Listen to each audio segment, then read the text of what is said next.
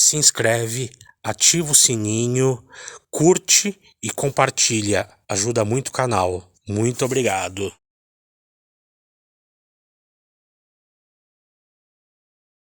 Muito bem. Mauro Marcondes Filho, Chico, advogado, deseja saber se os seus guias espirituais já o informaram sobre a situação espiritual de Kennedy, De Gaulle, Stalin e Churchill, os maiores líderes políticos deste século. Como estariam eles lá por cima? Seria para mim muito difícil estabelecer um sistema de informações nesse particular, enquanto admire profundamente o presidente Kennedy. Não tenho maior conhecimento da missão do general de Gaulle. Admiro também muitíssimo Winston Churchill por haver comandado a empresa de defender a civilização ocidental. E de Stalin também não tenho maior conhecimento. Sei que, por informações de amigos norte-americanos, que o presidente Kennedy continua trabalhando pelo progresso no mundo espiritual. Sim. Continua trabalhando pelo progresso das ideias de emancipação e pela integração das raças e pela fraternidade do povo norte-americano e dos povos do continente e do mundo. É o único de que eu posso dar informação. Senhor Benedito Alves de Oliveira, Rua Almirante Noronha, 465. Pergunta: Chico, você sofre de uma das vistas. Qual a razão de não ter sido operado pelo Arigó? Não tem fé ou não houve oportunidade? Não, o problema é que, certa feita, Dr. Fritz, conversando conosco, depois de uma reunião, me disse: Chico, você não admita que as operações mediúnicas se verifiquem simplesmente como privilégio? Quando vocês dormem na Terra, quando se entregam à hipnose do sono, são inúmeros os benfeitores espirituais que trabalham e operam socorro cirúrgico ou socorro de outra natureza em nosso favor, seja no mundo orgânico em que nos sediamos presentemente, ou seja, em nosso campo mental. Quanto ao meu caso ocular, que não foi operado desde o princípio, quando a doença se manifestou, eu creio que este problema foi uma bênção para que eu pudesse me manter mais ou menos relativamente regularmente, sem ferir os interesses dos bons espíritos durante estes anos da mediunidade. Porque se eu sair do dever, eu sofro muito com os olhos, então estou como um animal que não posso me afastar dos donos, né? Chico, é exato para frente. É exato que quase todos os membros da sua equipe espiritual sofriam da vista?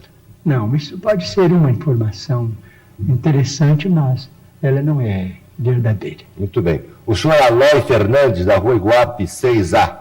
Opinião de Chico Xavier sobre a cremação de corpos que será implantada no Brasil.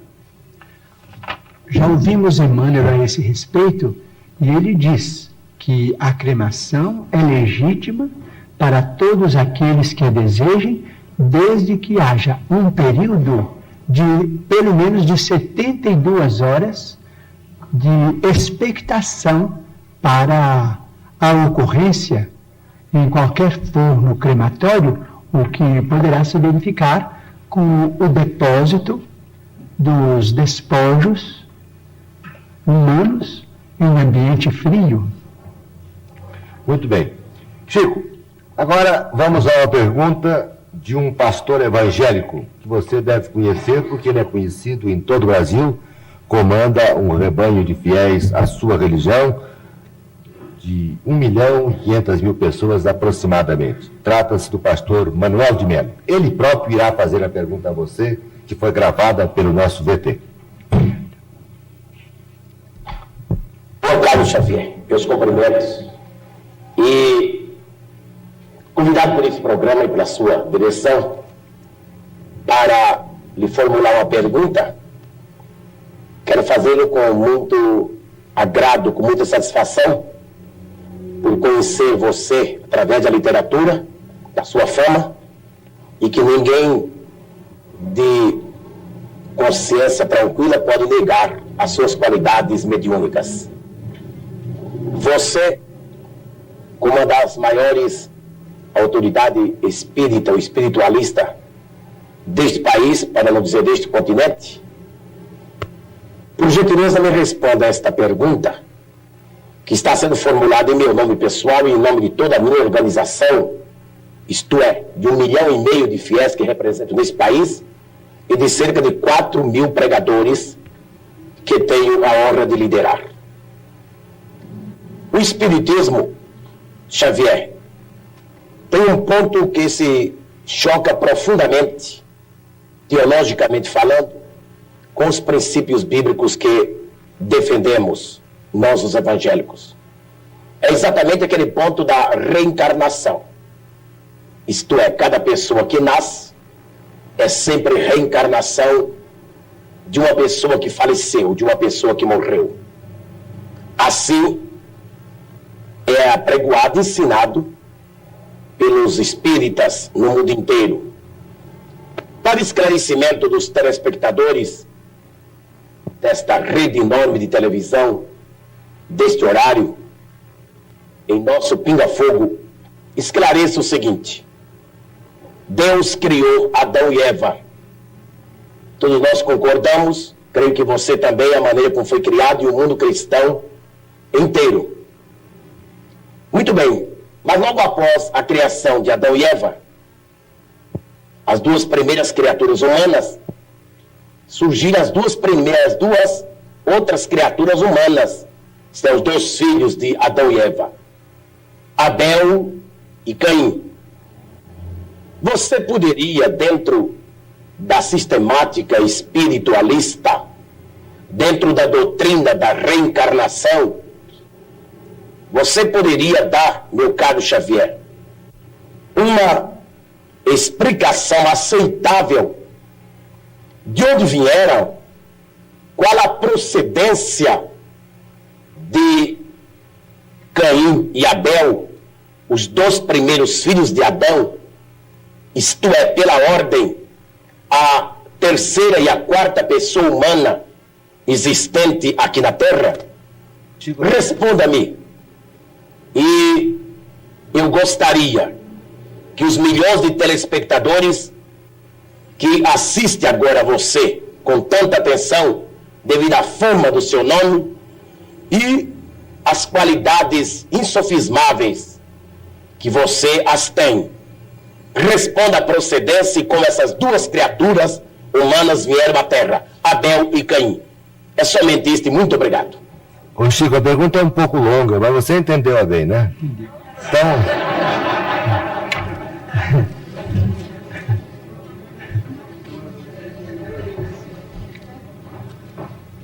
A pergunta do nosso caro amigo, que nos interpela a respeito do texto bíblico, está emoldurada de tamanho carinho que inicialmente nós agradecemos esse tom de fraternidade e ternura humana com que ele emoldura a questão para se dirigir a nós.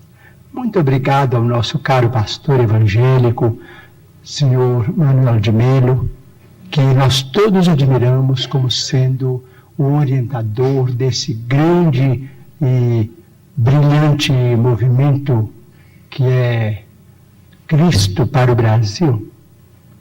Mas, sem desejar fazer contraperguntas, porque às vezes a contrapergunta não é uma prova de consideração para quem perguntou, mas a Bíblia é o nosso livro santo, livro de todos os cristãos. Nós, os espíritas evangélicos, nos detemos no Testamento Novo para compreender a essência dos ensinamentos de nosso Senhor Jesus Cristo e daqueles que o sucederam, os apóstolos da causa evangélica. Não temos maior intimidade com o Velho Testamento, entretanto pedimos permissão ao nosso caro pastor evangélico, Sr. Manuel de Melo, para considerar que no livro de Gênesis, no capítulo 4, versículos 16 e 17, vamos encontrar uma questão muito interessante para nossos estudos em conjunto, porque nós todos somos estudantes das letras sagradas. O capítulo 4 trata, por exemplo, da união de Adão e Eva para o nascimento dos seus 3 filhos, Caim, Abel e Sete. Sabemos por esse texto, o capítulo 4 do livro de Gênesis de Moisés, que Caim exterminou Abel. Entretanto, nos versículos 16 e 17, nós encontramos uma informação muito curiosa, a informação de que Caim, em se retirando da face de Deus, se dirigiu para uma cidade ou uma terra chamada Nod, onde ele desposou aquela que foi sua esposa e teve com ela uma grande descendência. Então, estamos perguntando se determinados textos do Antigo Testamento não seriam códigos que nós precisamos estudar com mais segurança para não cairmos, por exemplo, em contradição do ponto de vista literal. Nós precisamos estudar com técnicos e pesquisadores de história, que nós os temos hoje em todas as direções. Digo isso com o máximo respeito, porque se Caim matou Abel antes do nascimento de Sete, mas casou-se numa cidade chamada Nod, onde encontrou a sua mulher, aquela que foi sua esposa, e com ela teve uma grande descendência, o assunto exige estudos especiais de nós todos. Porque, segundo a criação no jardim edênico, a família inicial teria sido constituída pelas 4 pessoas às quais se refere o nosso caro pastor evangélico, Sr. Manuel de Melo: Adão, Eva e os 2 filhos primeiros do casal. Vamos estudar então a questão com respeito à reencarnação. Mas o Manuel de Melo tem que estudar também, né? Todos nós. Então vamos chegar a uma conclusão.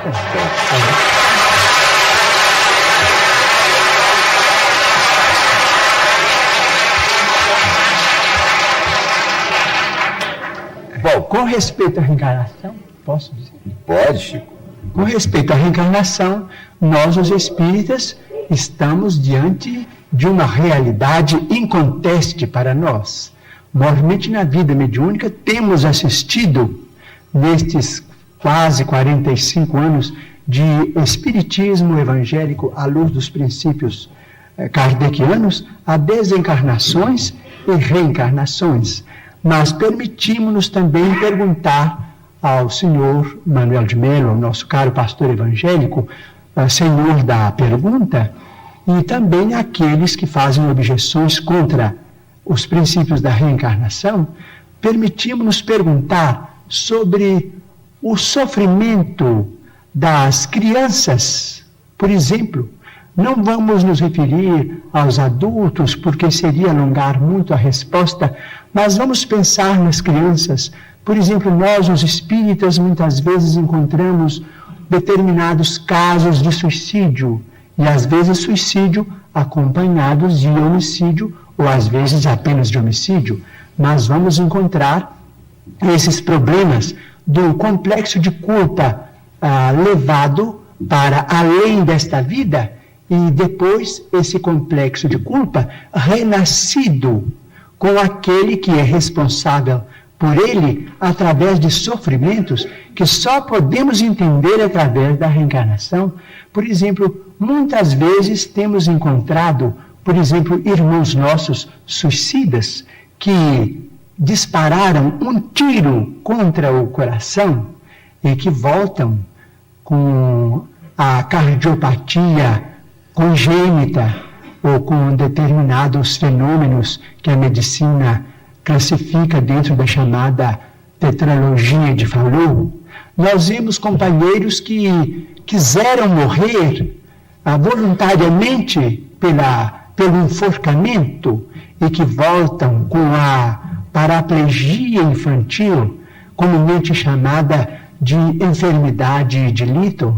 Nós vemos muitos daqueles que preferiram o veneno e que voltam com malformações congênitas, com problemas miopáticos, com o mixedema, aqueles que às vezes violentam o próprio ventre e que voltam também sofrendo as tendências e que às vezes acabam se desencarnando com o chamado infarto mesentérico. Nós vemos, por exemplo, aqueles que preferiram morrer pelo afogamento para se retirarem da vida num ato de rebeldia contra as leis de Deus. Vemos, por exemplo, aqueles que preferiram o afogamento e que voltam com o chamado enfisema pulmonar. Aqueles que dispararam tiros no próprio crânio e que voltam com tantos fenômenos dolorosos, como, por exemplo, a idiotia, a acromegalia, quando o tiro, vamos dizer, quando o projétil alcança a hipófise, porque nós estamos em nosso corpo físico subordinado ao nosso corpo espiritual. Então, principalmente nos fenômenos, os fenômenos decorrentes do suicídio por tiro no crânio são muito dolorosos, porque vemos a surdez, a cegueira, a mudez congênitas, e vemos este sofrimento em crianças incompatíveis com a misericórdia de Deus, porque nós sabemos que Deus não quer a dor. Diz Emmanuel, se Deus quisesse a dor, Ele não teria nos dado anestesia através da medicina. A dor é uma criação nossa. Chegamos ao além com um determinado complexo de culpa e pedimos para voltar ao corpo, trazendo as consequências de nossos próprios atos menos felizes. Então, pedimos ao Senhor Manuel de Melo, nosso caro pastor evangélico, que tem trabalhado tanto e cujo mérito nós todos reconhecemos e reverenciamos, para pensar conosco nestes problemas.